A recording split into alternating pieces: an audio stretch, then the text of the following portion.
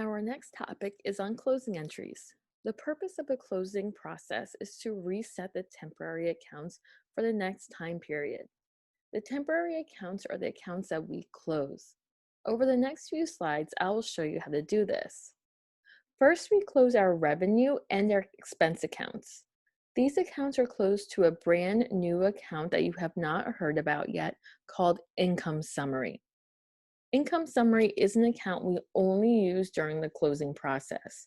It summarizes the net income, hence the name, Income Summary. Once we close the revenue and expense accounts to Income Summary, we then close Income Summary to our capital accounts. Lastly, we close the withdrawals account to capital as well. These are the only accounts that we close. The permanent accounts do not get closed and stay open. These include assets, liabilities, and owner's capital.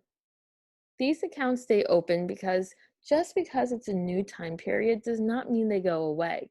If I had a liability, a debt, it does not get erased because it's a new time period. My assets, such as buildings and equipment, do not disappear because of the new time period. We still have it.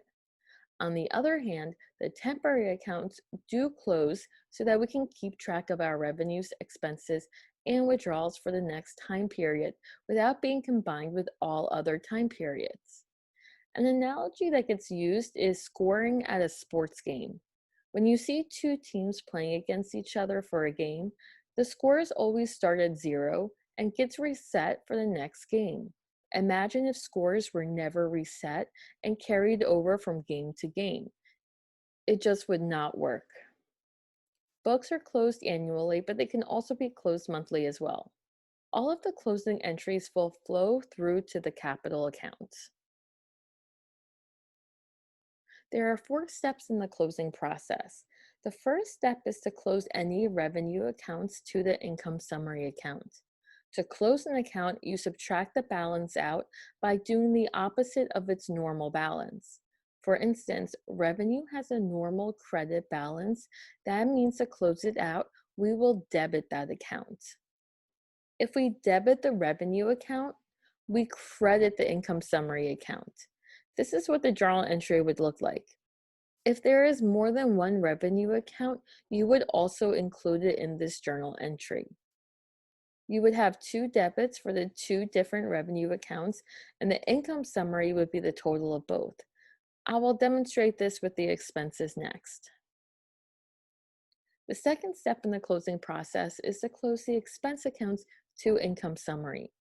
Expense accounts normally have debit balances, so in order to close them, all expense accounts will be credited.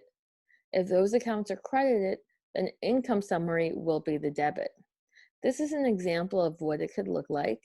We list income summary first as a debit, then we list all of our expenses, no matter how many there are. We total all of our expenses together, and that will be the amount for income summary. Remember, debits still need to equal credits always. Now that the income summary balance is the amount of net income, we can close that account. You will either debit it or credit it depending if there is net income or net loss. In all of the examples and assignments that I give you, there will only be net income, no net losses. With that being the case, income summary will be debited and the owner's capital account will be credited. If there was a net loss, these would be switched. The revenues and expenses actually get close to capital, but they make a pit stop on the way. They first get close to income summary, then income summary gets close to capital.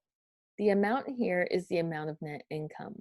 One of the biggest mistakes I see in this step is students using the balance of the capital account instead of the income summary account.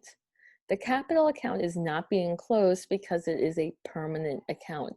It is absorbing all the other accounts. The final step is to close the withdrawals to the capital account. Withdrawals normally have a debit balance, so to close it, you do the opposite, which is a credit. If withdrawals gets the credit, then capital gets the debit. It makes sense because capital normally has a credit balance, so the withdrawals are actually reducing owner's capital. This is what that journal entry would look like. Owner's capital gets the debit, withdrawals gets the credit. This is a summary of all the entries made in the closing process. All the accounts end up being closed to capital. Your best bet is to memorize these steps.